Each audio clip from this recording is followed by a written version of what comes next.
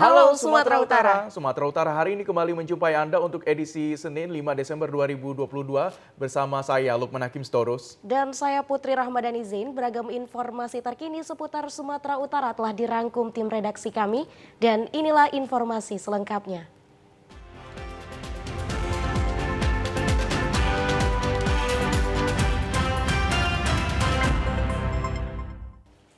Saudara, tawuran antar pemuda Gang 15 dengan Gang 10 di Kelurahan Belawan 2, Kecamatan Medan Belawan, Kota Medan berlangsung dari pukul 2 dini hari hingga pukul 7 pagi tadi. Dua kelompok pemuda saling serang dengan lemparan batu, botol kaca, senjata tajam hingga senapan angin. Dilakukan para pelaku tawuran bahkan merusak menobrak pintu rumah warga.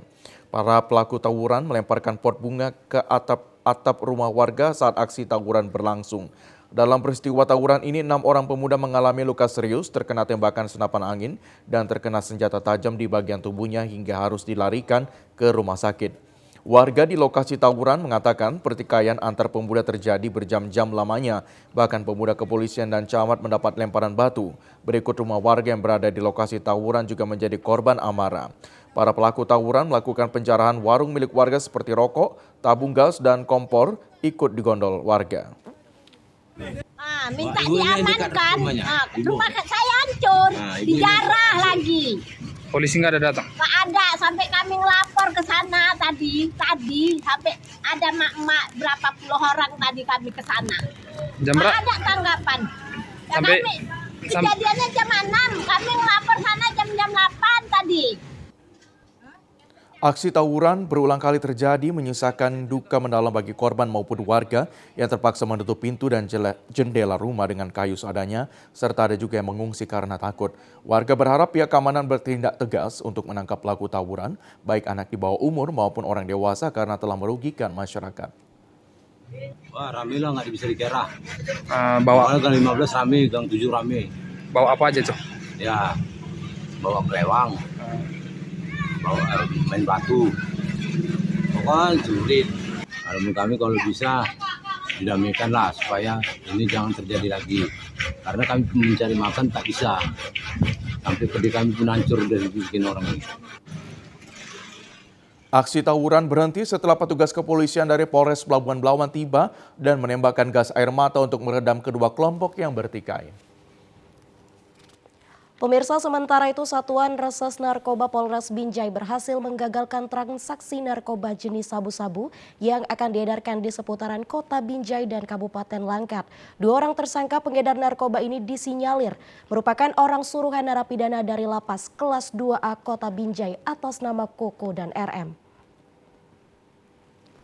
Kedua tersangka AR dan R ini diamankan Satuan Reses Narkoba Polres Binjai, tepatnya di daerah Kampung Bulu Cina, Kecamatan Hamparan Perak, Kabupaten Deli Serdang kemarin siang. Dari penangkapan kedua tersangka, petugas menemukan narkoba jenis sabu-sabu seberat 41,68 gram dan handphone seluler serta 1 unit mobil jenis minibus. Kedua tersangka sudah melakukan aktivitas penjual narkoba sejak 2 pekan lalu saat setelah lepas dari penjara lapas kelas 2A Kota Binjai. Kasat Narkoba Polres Binjai Irfan Pane mengatakan terhadap Koko dan AR yang merupakan bandar narkoba berasal dari lapas kelas 2A Kota Binjai sudah dilakukan pemeriksaan dan konfrontir. Sedangkan pihak lapas sudah melakukan atensi dan akan menyisir seluruh ruangan yang ada di lapas kelas 2A Kota Binjai. Komandoi dari lapas kelas 1 Binjai. Adapun kelas 2 Binjai, adapun tersangka yang kita amankan atas nama Andi Rianto dan Rian. Tersangka AR mengatakan demi menjalankan aksinya tersangka sudah diberi 1 unit mobil minibus untuk operasional dan aktivitas menjadi kurir narkoba dilakukan karena himpitan ekonomi yang sangat melelahkan. Nah, kenapa melakukan lagi? Duitnya enak. Hilap. Bang, berapa lama bang udah kamu di penjara? 4 tahun, Pak. 6 tahun. 4 tahun. Berarti ini baru keluar. Kenapa bang? Gampang. Ekonomi, Pak. Kini kedua tersangka terpaksa harus menjalani lagi pahitnya jeruji besi demi mempertanggungjawabkan perbuatannya. Seorang pelajar sekolah menengah atas tenggelam di tempat wisata air terjun Sampuran Silalahi, Dusun Aik Kulim, Desa Mandala Sena, Kecamatan Silangkitang, Kabupaten Labuan Batu Selatan. Tampak kepanikan warga saat ditemukan korban merupakan seorang pelajar bernama Endri Julianto Muda dari salah seorang siswa kelas 2 SMA Kota Pinang. Kejadian bermula korban bersama teman pergi ke tempat wisata air terjun Sampuran Silalahi untuk bermain dan mandi di aliran sungai tempat wisata tersebut. Namun saat korban mandi dengan cara melompat di salah satu aliran sungai yang dalam, melihat korban tidak muncul ke permukaan air, teman korban bersama warga mencoba mencari korban. Selang tidak berapa lama korban ditemukan, kemudian evakuasi ke puskesmas terdekat. Kadus Dusun Bangun Jadi, Beni, membenarkan bahwa pelajar yang tenggelam merupakan warganya. Korban merupakan siswa di SMA Negeri 1 Kota Pinang, sewaktu pulang sekolah beserta beberapa teman yang bermain ke kawasan wisata air terjun Sampuran, kemudian tenggelam di aliran sungai yang berada di kawasan wisata tersebut. Ada warga saya memang tenggelam dia di waktu sepulang sekolah, main-main sama teman-temannya. Ini sekolah di mana Pak? Kasih tahu Pak? Sekolah di SMA Negeri Kota Pinang Negeri 1 kelas 11. Ini setahu Pak Kadus kesehariannya gimana Pak Kadus di desa ini Pak? Kalau di Dusun Bangun Jadi ini dia termasuk anak yang baik. Kalau yang saya perhatikan, dia 5 waktu juga itu sholat di masjid. Setahu Pak Kadus, sungai yang mereka tempat mandi ini bagaimana kondisinya Pak? Pemandiannya? Kalau pemandiannya, kalau dibilang alur paritnya itu bukan sungai besar. Setelah dinyatakan korban meninggal dunia, keluarga langsung membawa korban ke rumah duka. Ya pemirsa, kami akan segera kembali dengan sejumlah informasi lainnya. Tetaplah bersama kami.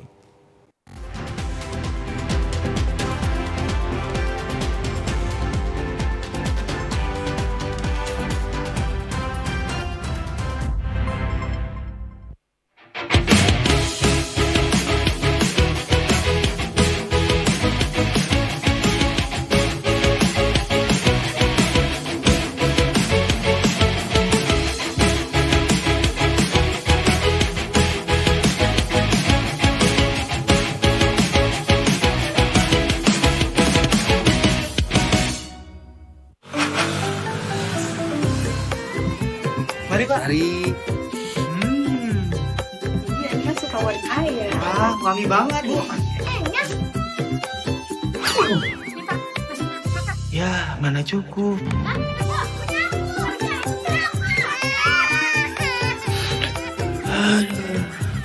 KB pria penting untuk perencanaan keluarga dan mencegah anak stunting. Pria ber-KB itu keren.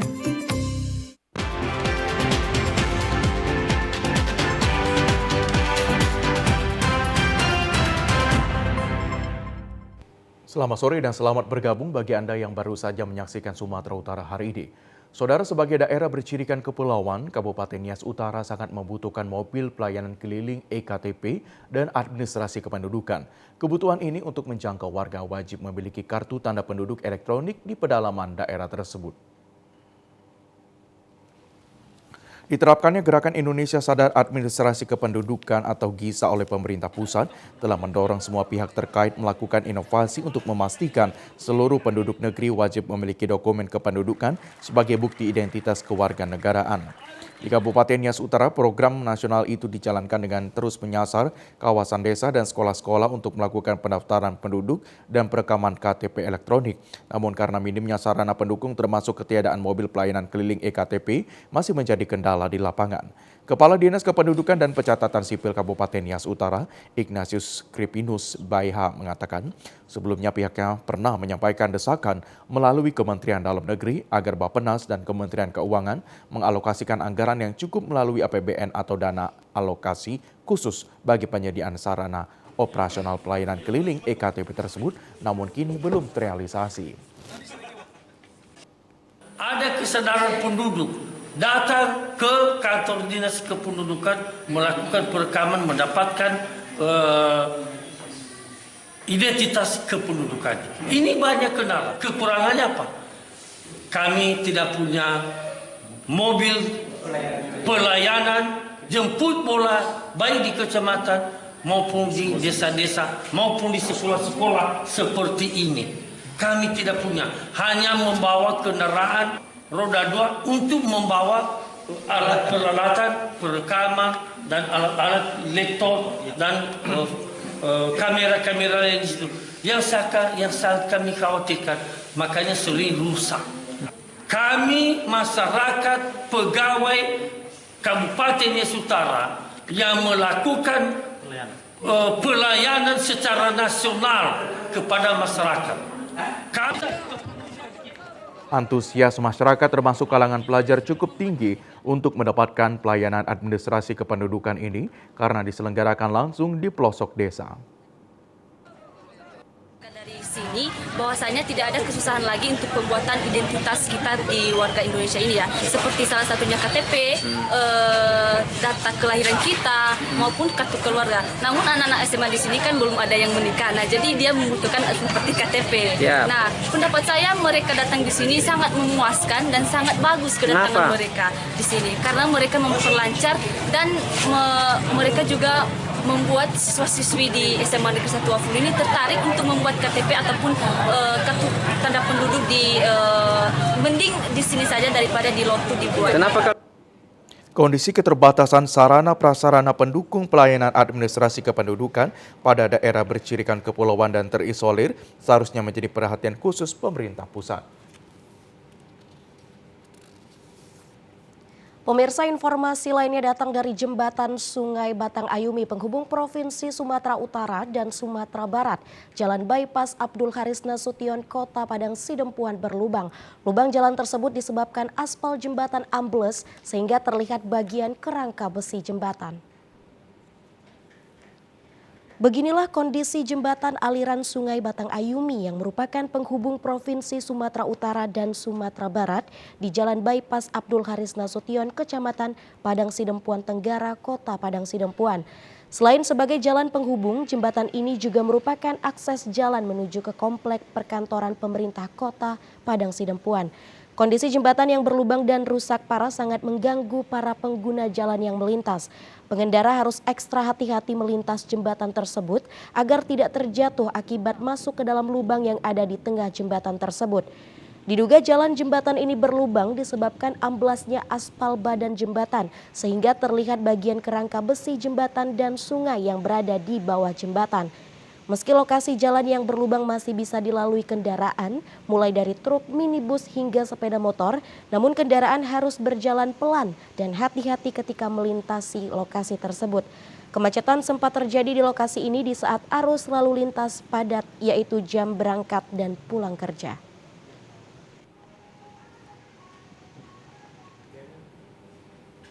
Warga bermohon kepada pemerintah agar dapat kembali mengelola tanah adat yang telah dilakukan pematokan menjadi kawasan hutan lindung di wilayah tanah adat, padahal sudah ratusan tahun mereka kuasai dan tempati.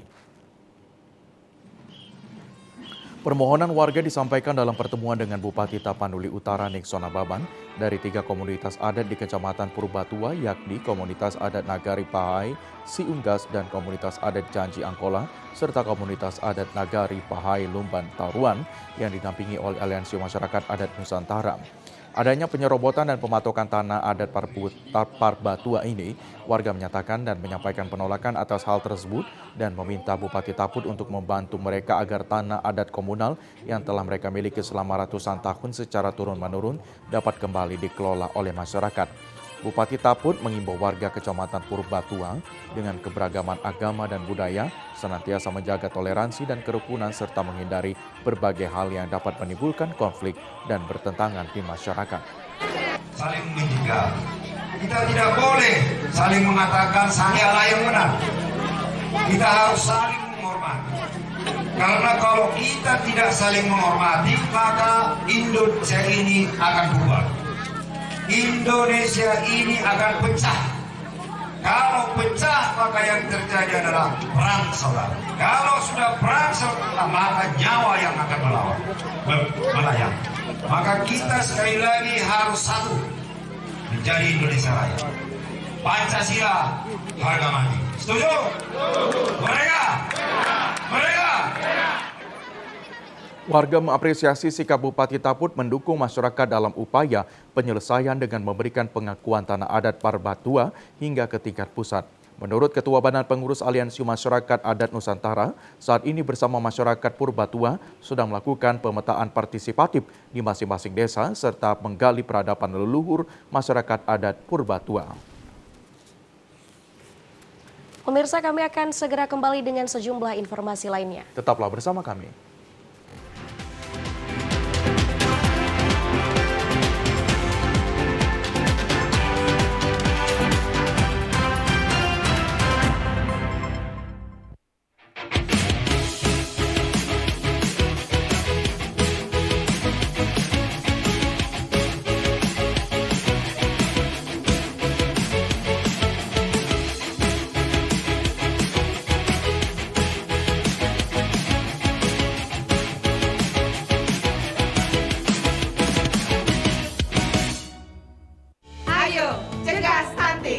Kunjungi bidan andalan Anda untuk merencanakan dan mengatur jarak kehamilan untuk tumbuh kembang buah hati yang optimal.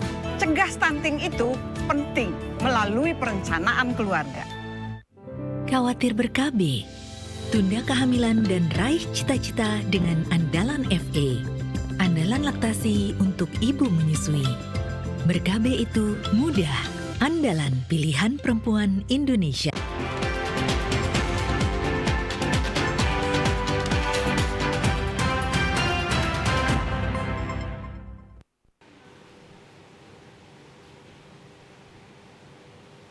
Ya, Saudara, 500 paket sembako dibagikan Wali Kota Medan, Bobi Afif Nasution kepada masyarakat prasejahtera di ruangan Terminal Bandar Deli Pelabuhan Belawan kemarin.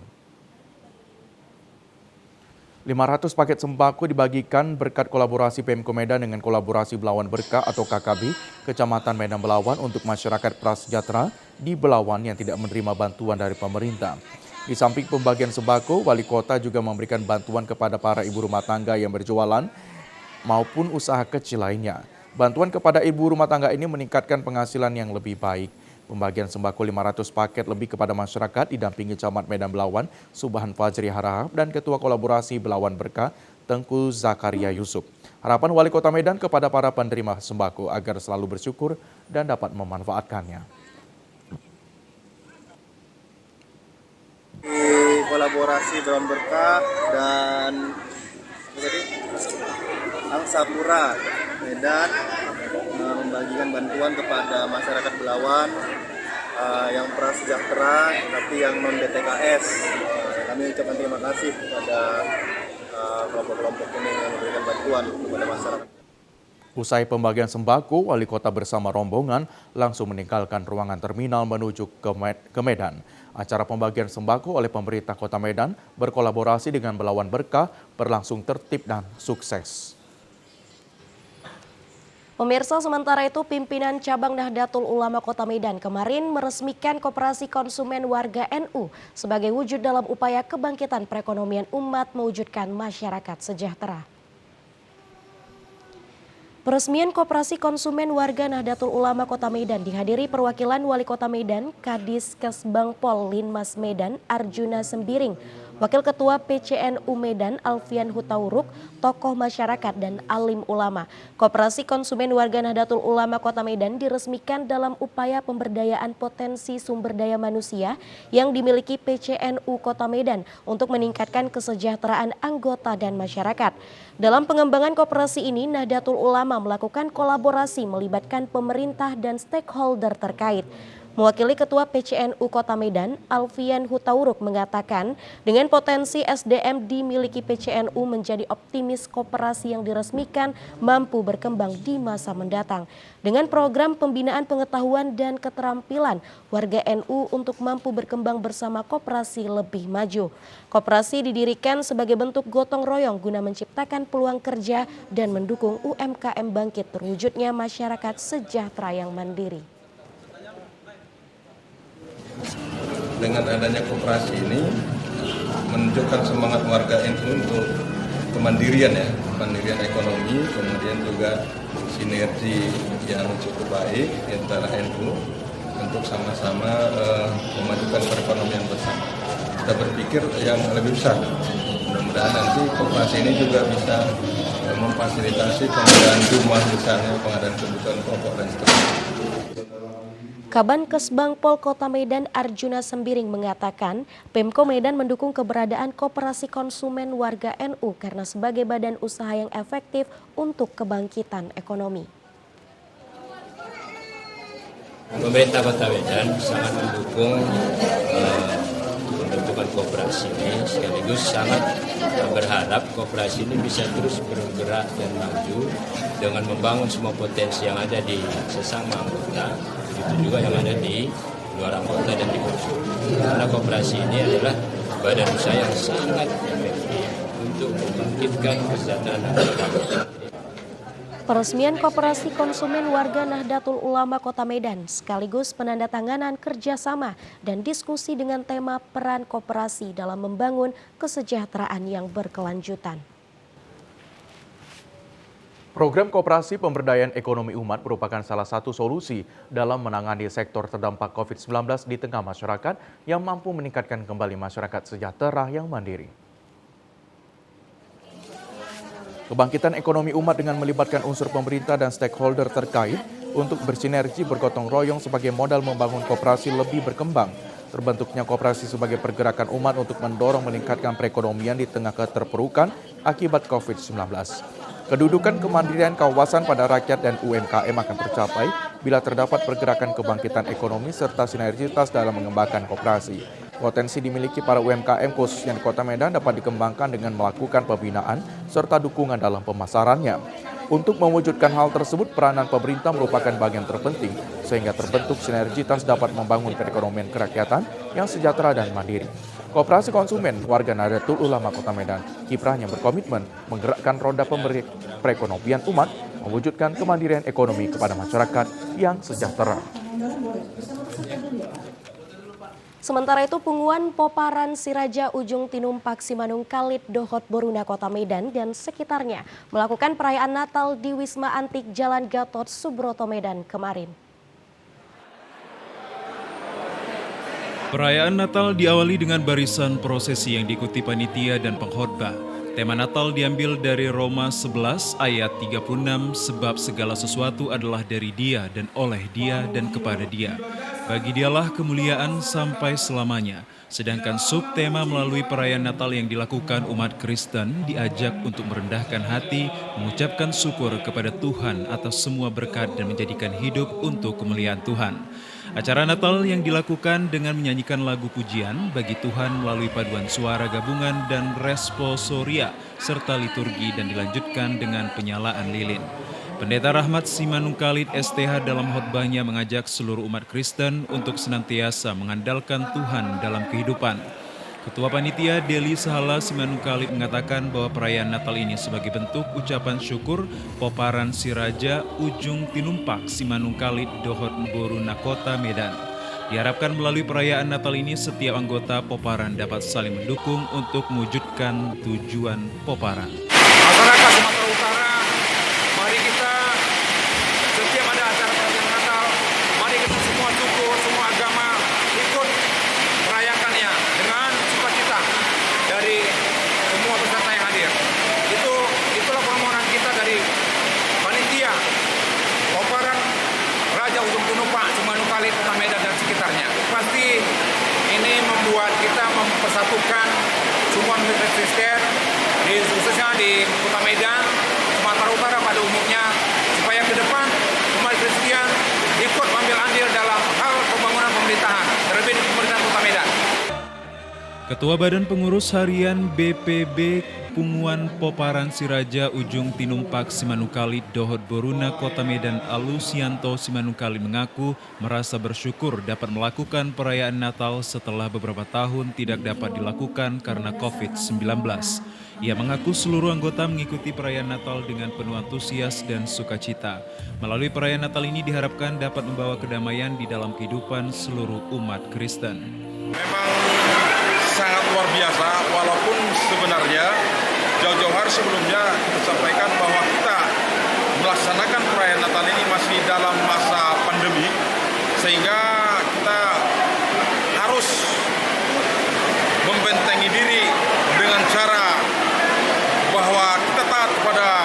peraturan pemerintah. Sekalipun kita ada sikap atau sifat yang agak euforia karena selama ini kita seolah-olah terpukul karena tidak bisa melaksanakan sesuatu dalam bentuk keramaian, tapi saat ini saya lihat dari peserta Natal yang hadir di sini cukup sangat-sangat optimis bahwa dengan perayaan Natal ini ke depan akan bisa dilaksanakan lebih besar lagi. Kenapa? Karena optimisme itu bahwa pandemi itu akan selesai dalam waktu segera sehingga semuanya akan menjadi bebas untuk melakukan secara tertib. Usai kebaktian dilanjutkan dengan acara hiburan mulai dari vokal grup, lagu solo, dan puisi serta varian Natal lainnya. Kami akan kembali usai jeda berikut ini. Tetaplah bersama kami di Sumatera Utara hari ini.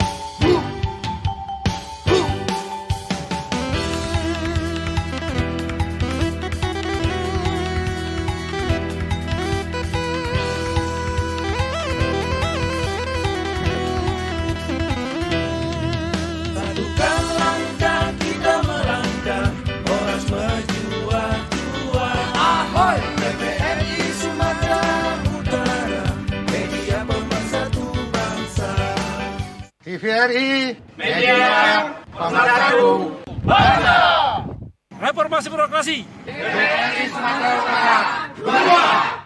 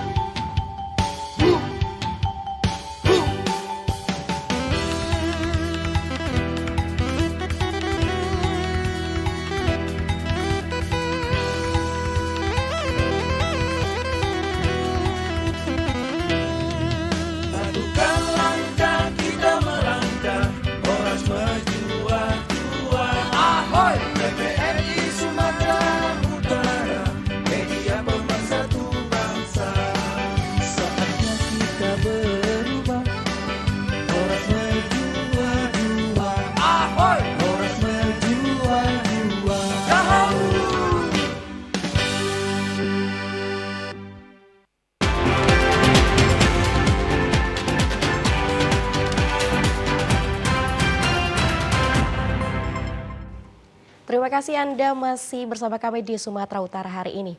Pemirsa, hari lahir atau Haul Pahlawan Nasional almarhum Jenderal Besar Abdul Haris Nasution ke-104 tahun diperingati masyarakat Mandailing Natal. Peringatan ini dihadiri 4 orang cucu almarhum yang pulang kampung ke Kecamatan Kotanopan, Mandailing Natal. Masyarakat Mandailing Julu menyambut meriah kedatangan 4 cucu almarhum Jenderal Besar Abdul Haris Nasution di kampung halaman di Desa Huta Pungkut, Kecamatan Kotanopan, Kabupaten Mandailing Natal. Kedatangan 4 orang cucu Jenderal Besar berpangkat bintang 5 bersama rombongan ini disambut dengan musik gordang 9 dan pencak silat di depan rumah kelahiran Jenderal Abdul Haris Nasution. Kedatangan para cucu jenderal ini juga memastikan kondisi bangunan rumah tempat lahirnya kakek mereka dan berharap kepada pemerintah agar mendirikan museum dan juga perpustakaan Jenderal Abdul Haris Nasution di Kabupaten Mandailing Natal ini. Kepala Dinas Pendidikan Provinsi Sumatera Utara, Asren Nasution mengatakan kedatangan para cucu almarhum Jenderal Abdul Haris Nasution ini juga ikut menyaksikan peresmian rumah literasi di Provinsi Sumatera Utara yang dilaksanakan di rumah peninggalan Jenderal Abdul Haris Nasution. Sesuatu yang sangat sederhana, tapi melahirkan seorang jenderal besar, pejuang, pahlawan, pemikir yang memang sepantasnya dan sewajarnya bahkan wajib untuk kita teladani. Sebagai anak bangsa tidak ada pilihan lain kalau saat ini kita harus kembali ke belakang, melihat bagaimana semangat juang, patriotisme, idealisme para pemimpin-pemimpin kita saat NKRI ini didirikan. Untuk persamaan gender dan menggali potensi masyarakat di Desa Salid, Kecamatan Tinggapanah, Kabupaten Karo, membuat peraturan desa pemberdayaan perempuan dan disabilitas. Kegiatan dan pelatihan dilaksanakan dari anggaran dana desa untuk perempuan dan para disabilitas untuk keadilan hak dan kesejahteraan bersama. Di Balai Jambur Desa Salid, Kecamatan Tinggapanah, Kabupaten Karo, dalam musyawarah perencanaan pembangunan desa untuk rencana kerja dan program pembangunan tahun 2023, diusulkan program pemberdayaan perempuan dan disabilitas maupun untuk peningkatan gizi balita dan anak mengantisipasi penanganan stunting. Program ini untuk mewujudkan kesejahteraan dalam upaya pemenuhan hak asasi manusia di semua bidang bagi seluruh komponen masyarakat desa, termasuk bagi perempuan penyandang disabilitas, agar tidak ada diskriminasi dalam bentuk kesenjangan, sehingga perlu dibuat peraturan desa atau perdes untuk penanganan dan program tersebut. Kepala Desa Salid Tinggapanah, Kabupaten Karo, Aryanda Purba menyatakan salah satu strategi pembangunan desa untuk memberdayakan seluruh masyarakat dengan perdes pemberdayaan perempuan dan disabilitas, mengentaskan diri dari kemiskinan dan meningkatkan taraf hidup mereka. Karena merupakan kelompok rentan termasuk untuk peningkatan gizi dan pendidikan anak, perlu peran dan dukungan tokoh dan masyarakat desa secara partisipatif. Dengan musyawarah, maka disepakati peraturan desa tersebut. Perlu adanya dibikin perdes supaya ada kesetaraan gender dia, supaya pendapat masyarakat yang kaum perempuan ini bisa diutarakan dalam musyawarah desa. Dan disabilitas perlu perhatian baik pemerintah pusat maupun pemerintah desa supaya dia merasa dihargai di hidupnya. Dengan mewujudkan kesetaraan dan pemenuhan hak perempuan termasuk bagi penyandang disabilitas agar dapat bersama dalam membangun desa dan meningkatkan kesejahteraan. Sekolah menjadi tempat menuntut ilmu sehingga terlahir generasi bangsa yang handal dan mampu bersaing di dunia internasional. Sedangkan untuk mencegah kejenuhan dalam menuntut ilmu perlu adanya terobosan dan kreasi baru dalam hal menuntut ilmu. Salah satunya adalah dengan menggelar kreasi seni dan berbagai pementasan seni sebagai ekstrakurikuler di sekolah. Seperti yang dilakukan Sekolah Menengah Negeri 6 yang berada di Kelurahan Nangka, Kecamatan Binjai Timur, Kota Binjai. Pementasan kreasi seni ini dilakukan untuk mencegah kejenuhan dan kebosanan dalam menuntut ilmu yang digelar pihak sekolah bekerja sama dengan para siswa. Berbagai tarian kolaborasi dari masing-masing suku yang ada di Indonesia turut menghiasi jalannya pentas seni tersebut. Selain seni dan budaya, juga dipertunjukkan olahraga bela diri dan teater yang dipadukan dengan musik tradisional, serta pertunjukan marching band yang turut memeriahkan pentas seni yang digelar pihak sekolah dan mendapat perhatian ratusan siswa dan para guru. Kepala SMA Negeri 6 Sujarno mengatakan adanya pentas seni ini diharapkan bagi siswa yang memiliki kreativitas bisa lebih berkembang dan selalu melakukan kegiatan yang positif sehingga terbebas dari bahaya ancaman narkoba dan pergaulan bebas yang sudah sangat mengkhawatirkan.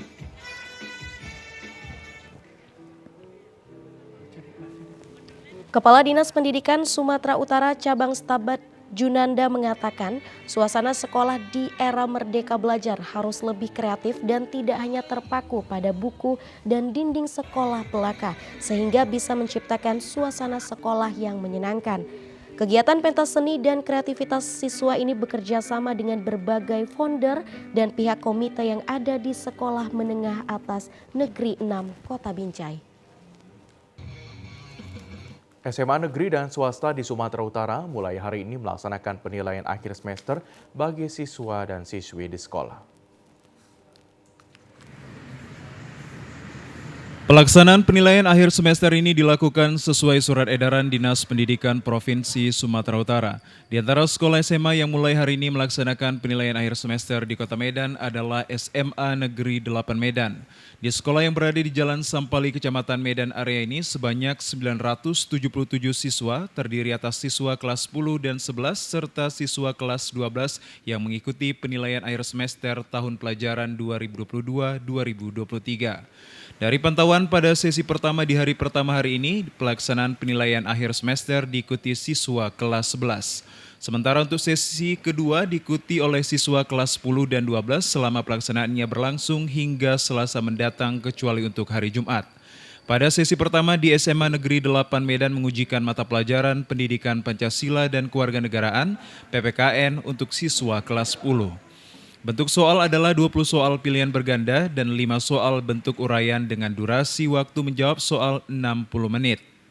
Selama penilaian akhir semester dilakukan rata-rata setiap hari, jumlah mata pelajaran yang diujikan sebanyak 2 mata pelajaran, kecuali hari Jumat untuk sesi kedua hanya 1 mata pelajaran.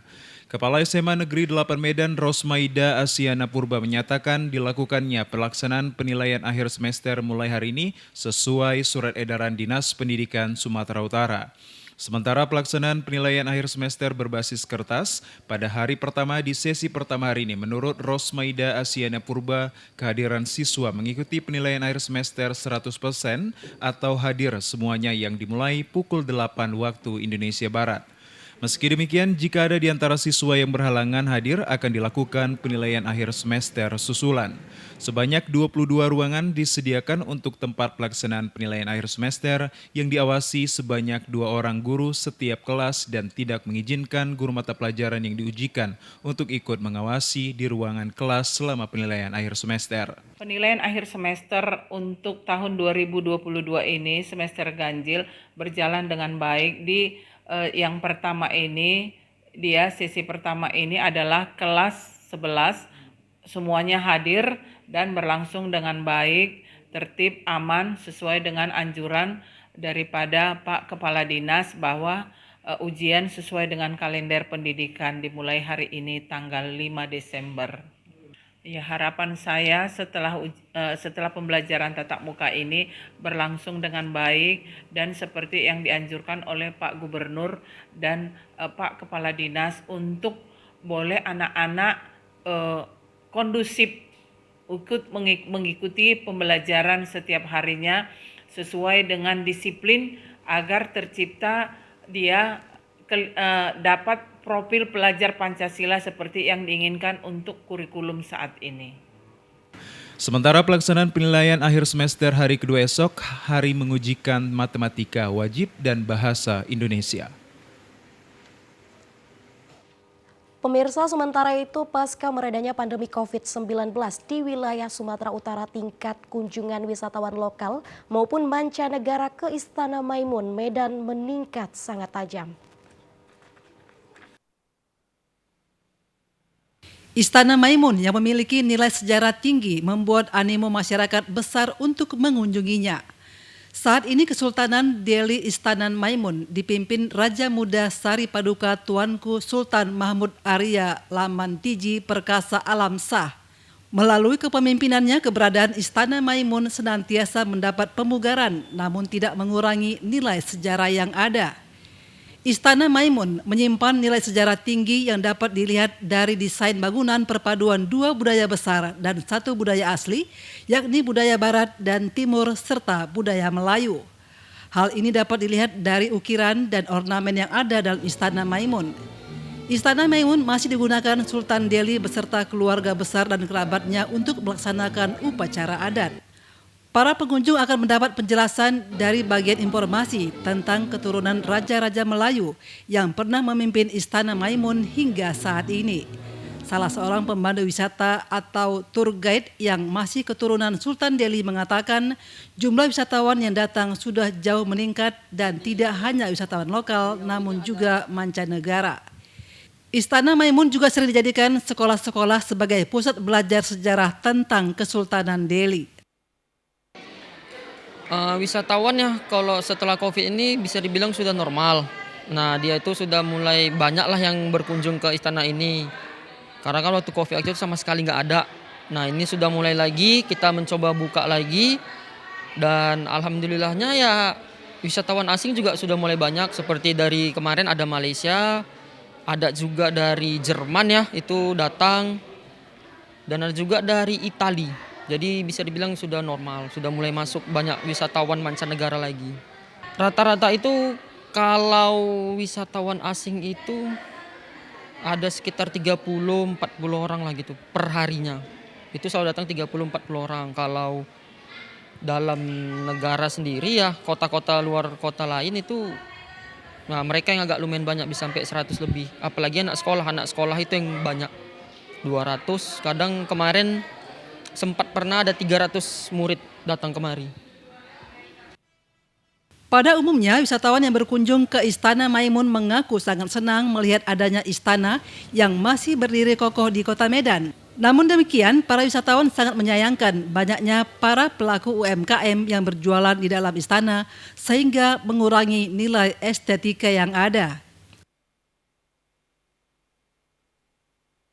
Tentunya terima kasih kepada Pemda ataupun pengelola Istana Maimun sudah mengelola dengan cukup baik dan menarik untuk wisata edukasi buat kami-kami yang di luar Medan supaya mengetahui sejarah di daerah Medan atau Sumatera Utara ini. Untuk menambah daya tarik para wisatawan di Istana Maimun, terdapat skuter listrik yang dapat disewa para pengunjung untuk mengelilingi seputaran Istana Maimun. Sejak pandemi COVID-19, pelaku usaha mikro kecil menengah UMKM banyak yang terpuruk. Namun adanya teknologi digital, pelaku UMKM berangsur bangkit, termasuk UMKM di kawasan Danau Toba, sehingga menarik wisatawan mancanegara dan mampu meningkatkan kesejahteraan sekaligus menstabilkan ekonomi negara.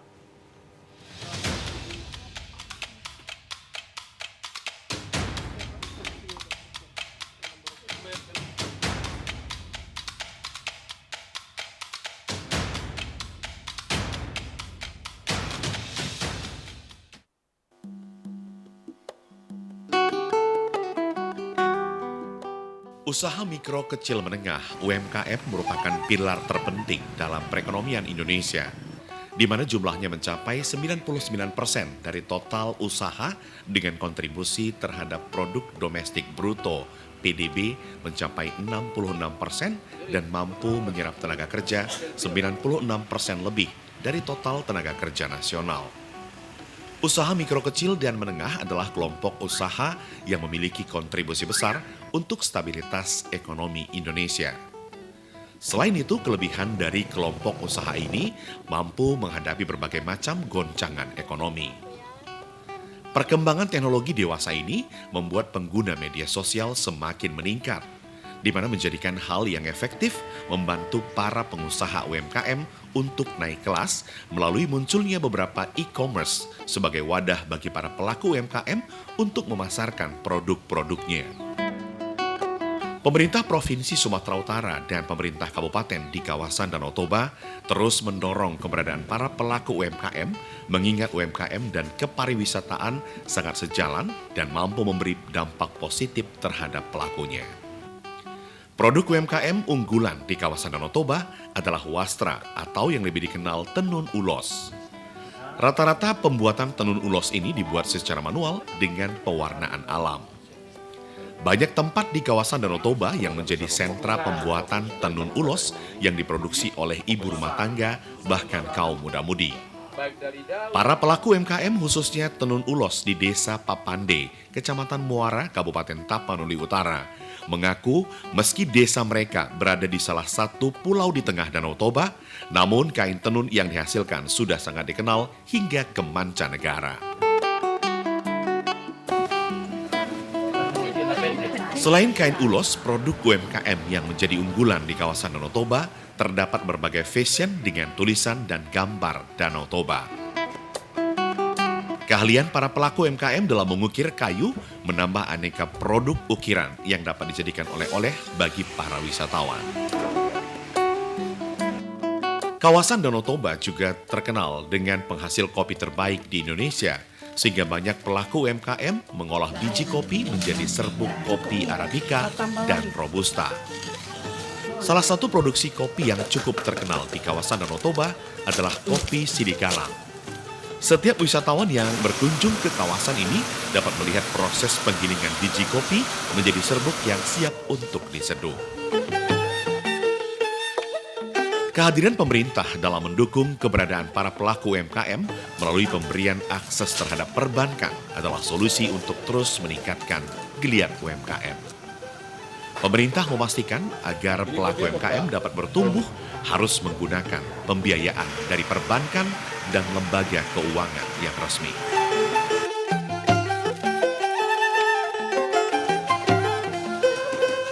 UMKM ini punya kontribusi yang sangat besar. Oleh karena itu, pengembangan UMKM ini akan berkontribusi besar terhadap stabilitas ekonomi. Salah satu yang menjadi kendala pengembangan UMKM-nya adalah permodalan. Nah, bagaimana sekarang UMKM bisa terakses dengan kredit yang lebih luas lagi? Memang ada sejumlah upaya pemerintah, misalkan ada kredit usaha rakyat atau KUR dengan skema yang sangat berpihak kepada UMKM, tetapi jaminan yang diminta oleh perbankan ini juga menjadi salah satu kendala bagi UMKM untuk mendapatkan kredit.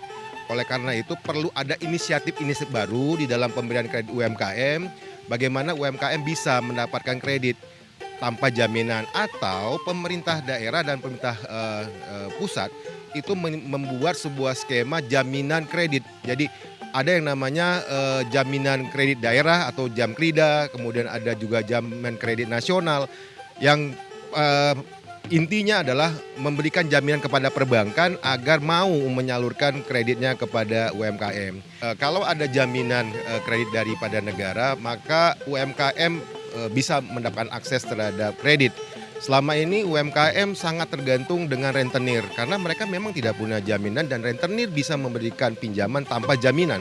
Nah, ini yang perlu ada inisiatif-inisiatif baru dari negara agar UMKM kita bisa mendapatkan permodalan yang lebih mudah dan juga membantu dalam pengembangan usahanya. Salah satu lembaga perbankan nasional yang ada di kawasan Danau Toba terus memberikan kemudahan bagi para pelaku UMKM melalui kredit usaha rakyat bahkan tanpa guna. Sebagai lembaga perbankan, khususnya Bank BRI, tentunya kami harus terus mendorong sektor UMKM melalui penyaluran dana kredit usaha rakyat tanpa proses yang sulit.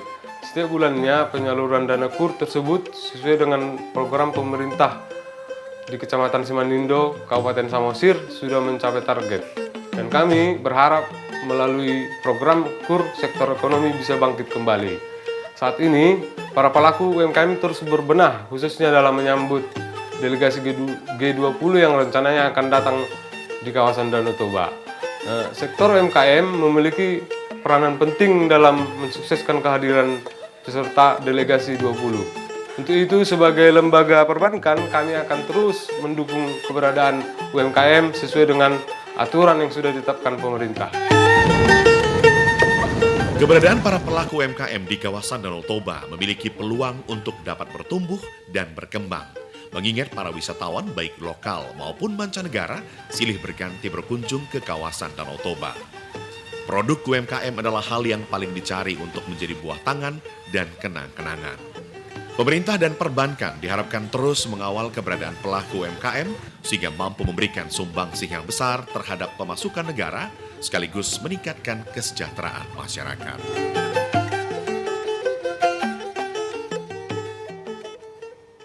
Informasi tadi mengakhiri jumpa kita di Sumatera Utara hari ini. Mewakili kerabat kerja yang bertugas, saya Lukman Hakim Storus. Dan saya Putri Rahmadani Zain. Terima kasih atas perhatian Anda. Selamat sore dan sampai jumpa.